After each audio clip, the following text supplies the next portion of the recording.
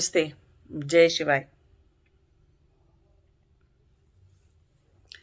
Let's talk about the bodily patterns that are connected to the physical body.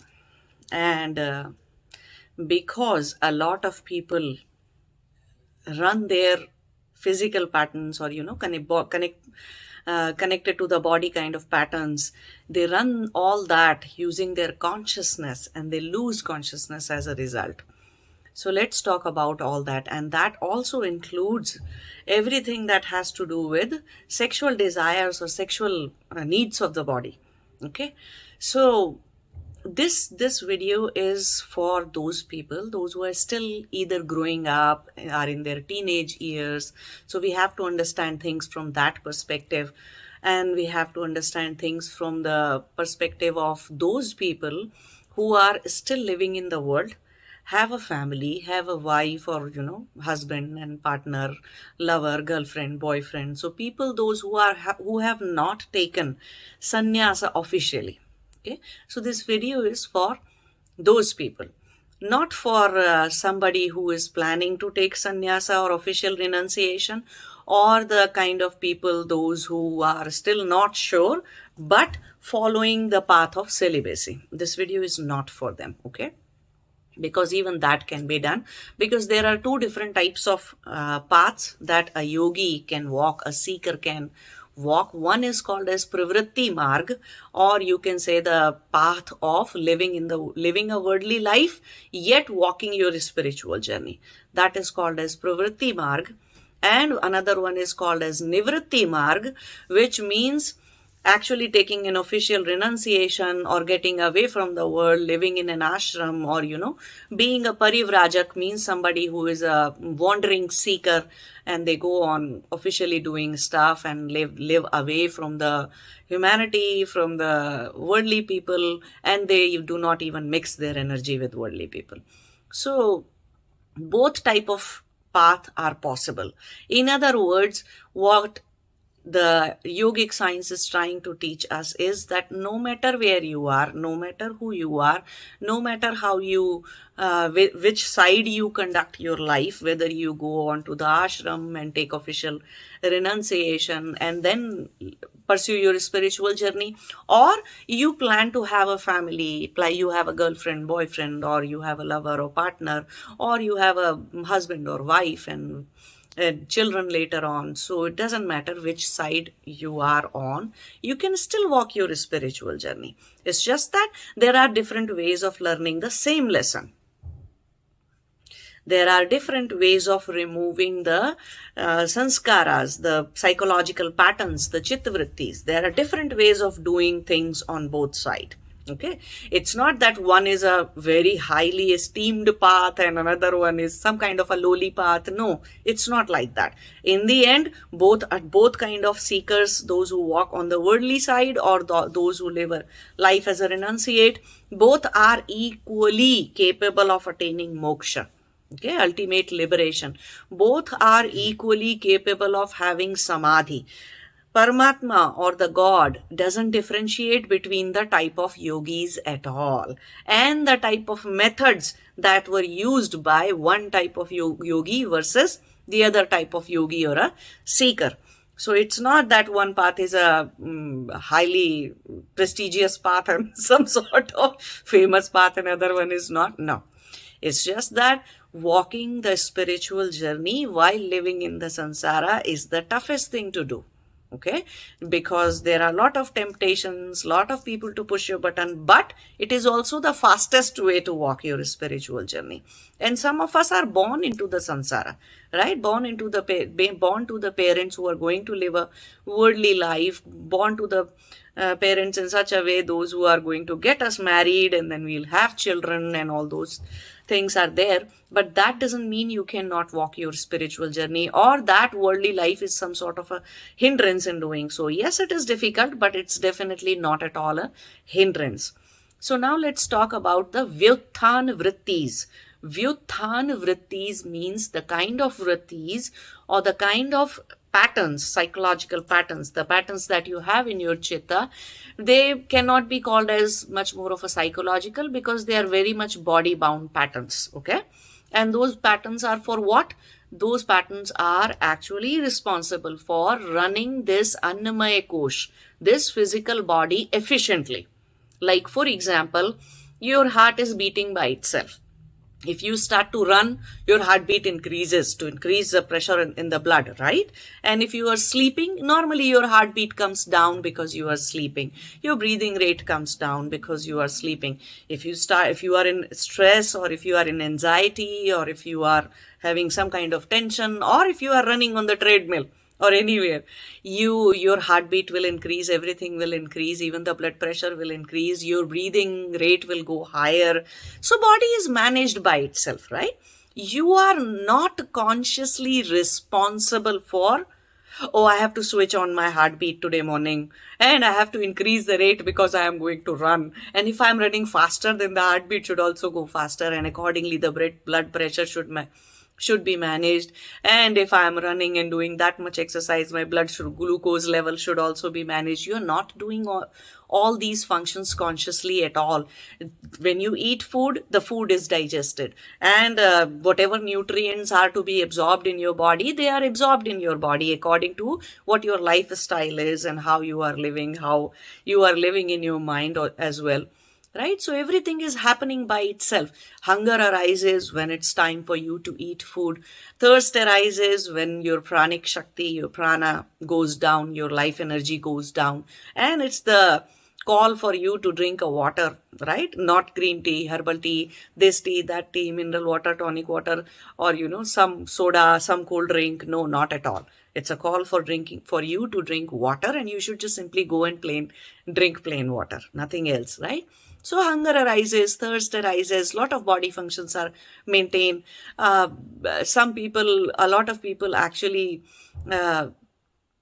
think that there is something wrong when sexual urge or sexual desire or sexual need arises in the body. A lot of people think that, it's something to suppress, because on the one side they are walking their spiritual journey, and on the other side, or these kind of thoughts are coming, and definitely you end up fantasizing or, imagining something, and you end up either masturbating or you go for a self-satisfaction. And some people, those who have a partner or a husband or a lover or a wife or somebody, they end up indulging with them into the sexual intercourse. So is there something wrong in doing all this? No, there is nothing wrong, especially those who are on the pravritti marg. Pravritti marg means the walking their spiritual journey while living in the world, living in the sansara. Right? So those who are doing that, they have family, they have children, they have not decided to be an official renunciate. So there's nothing wrong about it. There's nothing wrong in satisfying yourself by yourself and doing anything for that, or by indulging with a partner who agrees to do something with you. Okay, who agrees to indulge with you in this way. There's nothing wrong about it. And no matter how many yoga kriyas you do or whatever you do, if you have a partner, then it is your duty to satisfy not only your needs, to satisfy your partner's need as well. Why? I have seen people, those who try to do something in between. Neither they are officially renunciate, they haven't left the house, the world and everything, and but yet they are disagreeing to have sex with their partner, or to fulfill their husbandly duties, wife duty as a wife or duty as a lover. They are restricting themselves from their side, because somewhere they have become spiritual, and now they think doing that is something very wrong to them. Okay, or it's against the spiritual nature. No, nothing is against the spiritual nature. Nothing is against the spiritual journey. Nothing will stop you from pursuing the spiritual journey. That is what I'm trying to explain you. And in doing so, if you are not fulfilling your duty as a husband or as a wife or as a lover or partner, then what happens is, either you should set that partner free. Okay, don't try to play games in between.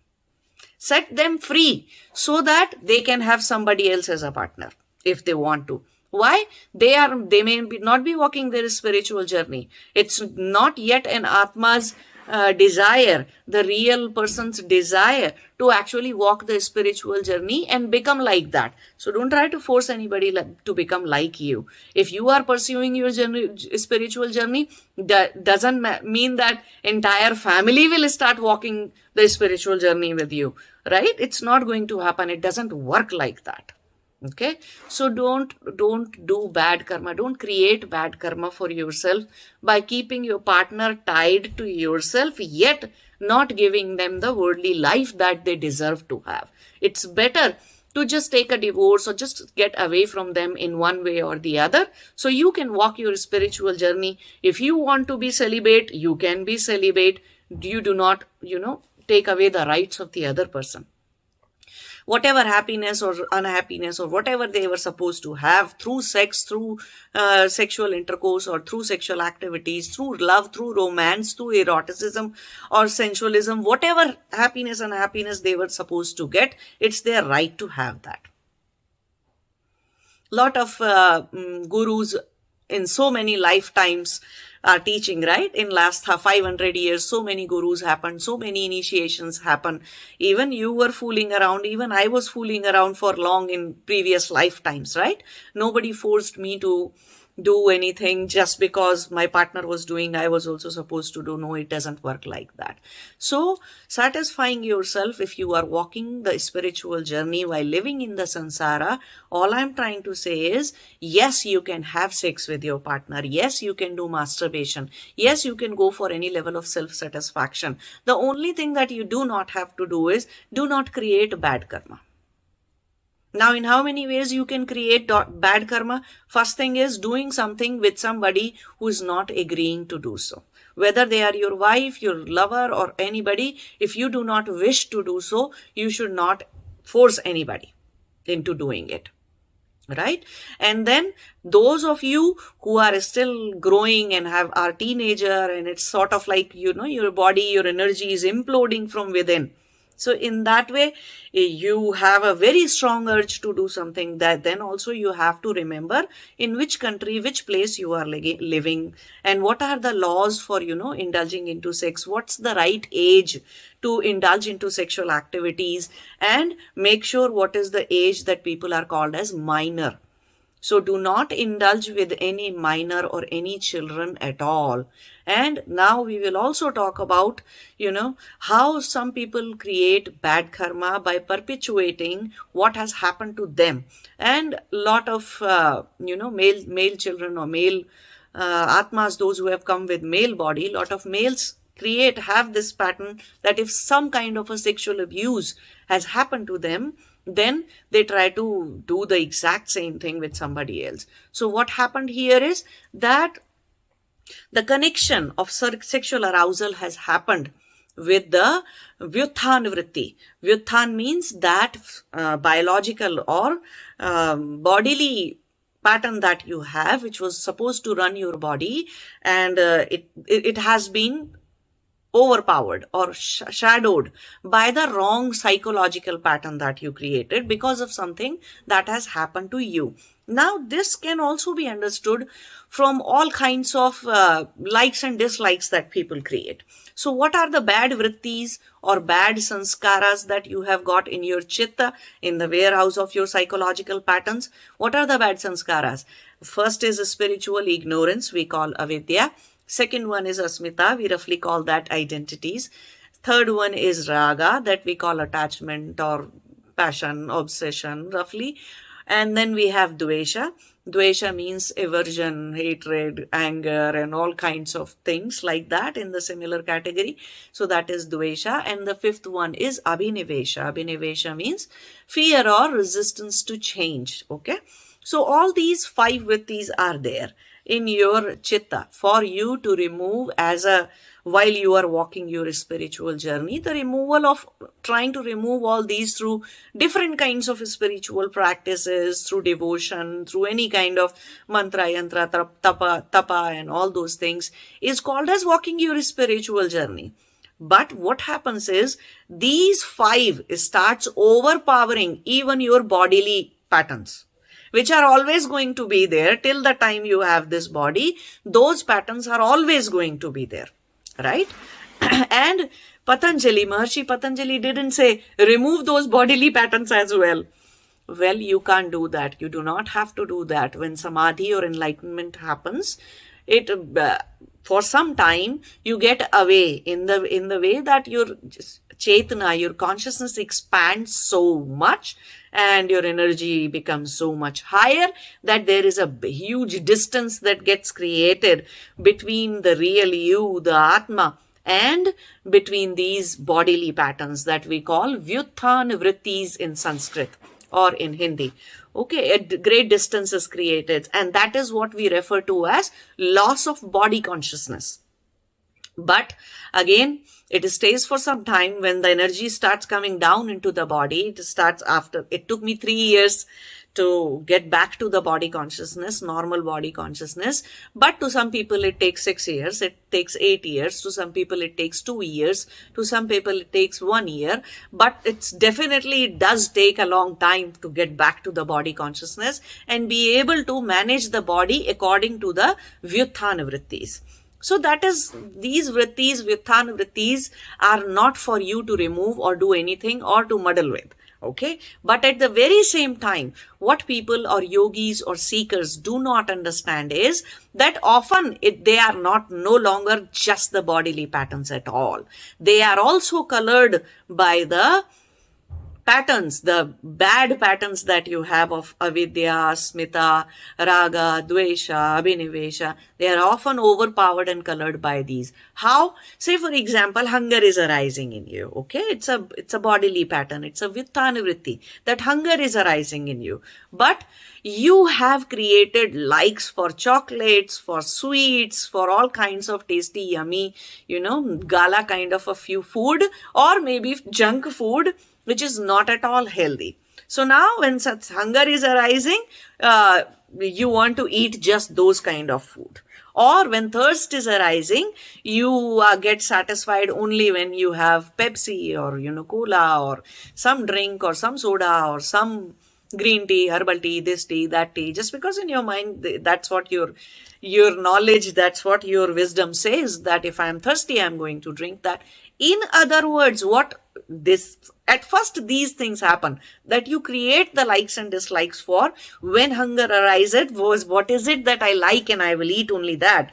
What is it that I want to drink when thirst arises, and that is what I am going to drink. So you have created raga or attachment with what you want to eat and how you want to satisfy yourself, your thirst. But sooner or later, raga or the attachment starts driving you. Dvesha and aversions start driving you. Whenever the level of dvesha or, aversion from anybody around you happens in you, or the level of raga, the attachment within you goes up and down, your hunger starts triggering itself, your thirst starts triggering itself. And that is what you call as emotional eating or emotional drinking.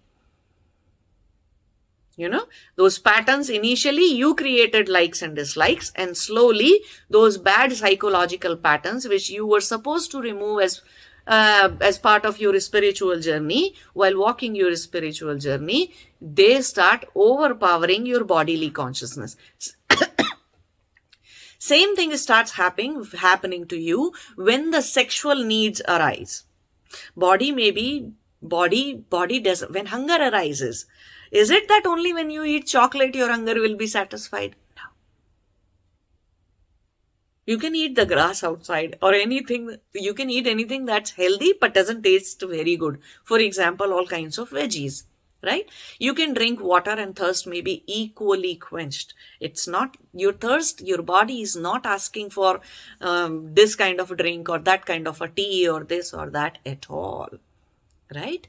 But exactly the same thing happens with sexual needs. When a sexual need arises in your body, it is not bound by any social marital laws that are there. Now, this may sound like a very bitter truth to people, those who are married and all that it's just simple sexual urge. And I'm not talking here about, breaking the boundaries of marriage. Even when you have a partner, you need to go out. No. But you see, a lot of people have sexual need when it arises in them.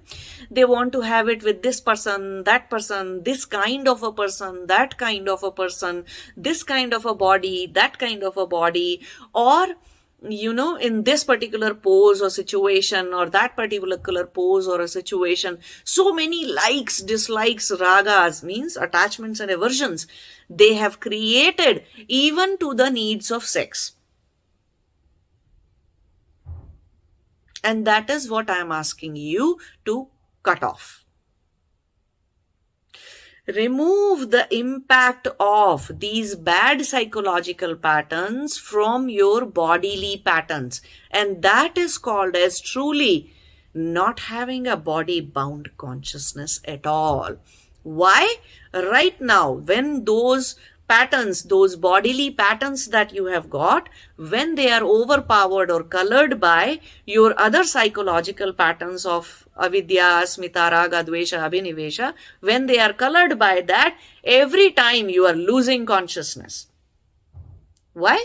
When hunger arises, you start thinking what to eat, how to eat, where to eat, with whom to eat. When thirst arises, you're losing your consciousness because you are thinking, right? Your mind is going into something. And I'm not saying when normal people, when you cut this connection off, you will just start going outside and you will just eat the grass and leaves outside. No, you'll still go ahead and prepare the food, or whatever is prepared, you will eat that. And you will just simply open the tap and drink the water when you are thirsty. You'll not waste your consciousness. But when these bodily patterns are heavily colored by all kinds of attachments, aversions, or all kinds of bad vrittis, then, you lose a lot of consciousness. So many people, you will be surprised to know, and I've seen so many people in whom the hunger, thirst, and sexual need actually is a matter of status symbol. Means their asmita or the identities are attached to their bodily needs. How can I eat here? This is a pathetic place. This is a cheap restaurant. And these plates are cheap. These, dinnerware, this dinnerware looks cheap and pathetic. I'm not eating in this. I need silverware. I need this kind of a place to eat. I need a high-end restaurant to dine. I'll not drink water from here or water from somebody who is from this caste or that caste. I've seen people like that. So much heavily. And this is called as, when this kind of thing is happening, that is what we call as somebody's entire consciousness is body bound. That even the simple bodily functions have become a big matter of losing their consciousness because they are colored by the 5 bad chittavrittis or sanskaras. 5 bad psychological patterns. Let bodily patterns be just that, bodily patterns. And these kind of people in whom this has happened, that their bodily patterns or the vyutthanvrittis have been heavily colored or heavily polluted by their other chittavrittis, bad chittavrittis, such people have a very strong raga or the attachment with their own body. And hence, as a result, everybody's physical body. Not just your own body. Everybody's body. Just your judgment starts happening in your mind if somebody looks one way or the other. If somebody is wearing clothes of one kind or the other. Very quickly a judgment comes in within. Oh, this person looks like that, this female looks like that female looks like that, or she seems to be there. You start even calculating in your mind how the other person's behavior or, life might be, or what their problem may be, just by looking at their body. Very judgmental kind of mindset happens to those people because they have a very strong body bound consciousness. and it's a loss of consciousness. You should save your consciousness. You cannot create consciousness. Always know that. You cannot create consciousness. Whatever you have, you just have to go on either expanding it or shrinking it. It shrinks when it's completely in your body for a long time, all the time. Even when you are not eating, your body's vyutthan vritti or the bodily pattern of hunger has not arisen. But you are planning and elaborate in your mind that, I'll eat here, I'll eat there, and in the evening, let's go eat there, let's go eat, drink there, eat there, do this, do that. For sexual needs, let's go to strip club, let's go here, let's go. How much of loss of consciousness you are doing, even when your bodily patterns are not triggering in you. In a very elaborate manner, detailed manner, you are planning to go here to the bar to drink this, to get that kind of wine, or to drink that kind of. And I'm not saying doing all this is wrong, but only when it triggers, just think about it, get it done, and be over with it. Don't create or color your bodily patterns with your other bad psychological patterns, because that is one way of losing the consciousness or shrinking the consciousness, and you cannot create consciousness. So a seeker, a yogi, must always be very, very mindful in handling the bodily patterns. That you should not create new karma. In other words, do not create bad karma because of your bodily patterns, and at the same time, do not let them be colored. Create a complete disconnection between, bodily consciousness is there, hunger arises. Now, here we can talk about one more very interesting thing of, a lot of people have a habit of smoking. And I will not talk here about alcoholism or drug. Why? Coming back from those kind of patterns and walking your spiritual journey is a very, very, very, very difficult thing. But a lot of spiritual seekers are smokers.